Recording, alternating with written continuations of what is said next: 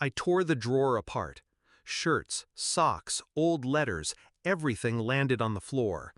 But the watch wasn't there. My husband's Rolex, the one he wore every day until the day he died. The last piece of him I could hold. "Where is it?" I asked, my voice already breaking. From the hallway, my son didn't even glance up from his phone. "Stop whining, Mom. It's already sold. I needed that money for my trip."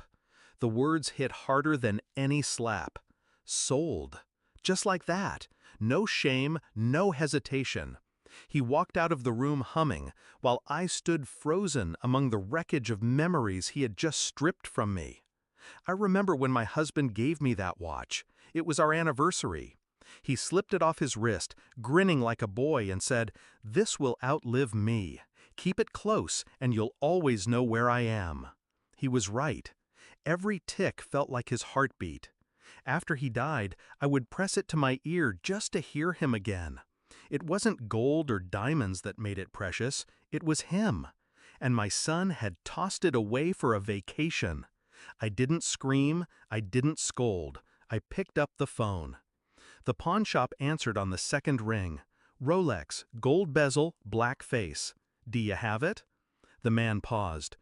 "Yes, ma'am, it came in yesterday." Relief almost crushed me, until he added, "But you need to come here. There's something inside the watch you should see." Inside? My heart stopped. The shop smelled of metal and oil. The pawnbroker placed the watch gently on the counter, as if he already understood its weight in my life. He pointed to the back. We opened it to confirm authenticity. Found this, a folded piece of paper, thin as tissue, sealed inside the casing. My hands trembled as I opened it. It was my husband's handwriting. "If you're reading this, it means I'm gone. This watch isn't just a timepiece, it's a map. I left something for you, something only you will understand. Trust no one, especially him." And beneath the note, coordinates. My breath caught. My husband had left me more than memories. He had left me a secret.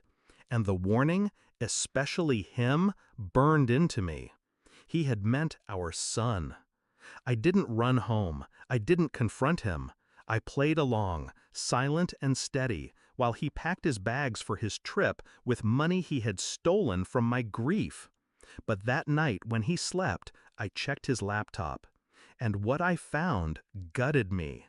He hadn't just sold the watch. He had been bleeding me dry for months. Transfers, withdrawals, small enough not to notice at first, but together they carved a canyon through my savings. Trips, parties, debts, all funded by dismantling the life his father and I built. Betrayal tastes metallic, like blood in your mouth. I traced the coordinates. A safety deposit box under my husband's name. I went the next morning. Inside was a folder, documents. My husband had been smarter than either of us. He left everything, stocks, property titles, hidden accounts, not to our son, but to me. The will was ironclad, airtight. My husband must have known what our boy was becoming. I walked out of the bank with the folder pressed to my chest. I wasn't broken anymore. I was armed. That evening, when my son returned, I was waiting at the kitchen table. The Rolex lay between us. He smirked. "So you got it back? Congrats!" I slid the folder open. His smirk cracked when he saw the documents. "What's this?" "Your father's real will," I said quietly. "Everything belongs to me. The house, the accounts, every cent." He laughed, weak, high-pitched. "You're bluffing." I pushed the notarized stamp toward him. "Am I?" His face drained. Then I showed him the bank statements, the stolen money. "You thought you were clever," I said, "but every theft has a paper trail. Every cent you took is documented. That's embezzlement, fraud, theft." He stammered. You wouldn't? Report my own son?" I leaned closer. "Try me." His bravado shattered. For the first time, I saw fear in his eyes. The next morning, I froze the accounts, cut off his cards, changed the locks. When he came back pounding on the door, demanding entry, I slid the Rolex across the threshold.